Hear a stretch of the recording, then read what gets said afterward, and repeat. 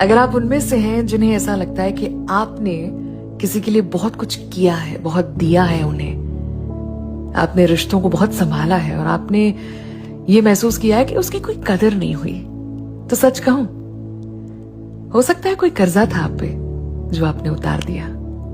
ये सोच के खुश रहिए। कभी कभार हम नहीं जानते कि कौन सा हिसाब होता है, बस कर्जा होता है और वो उतारना होता है।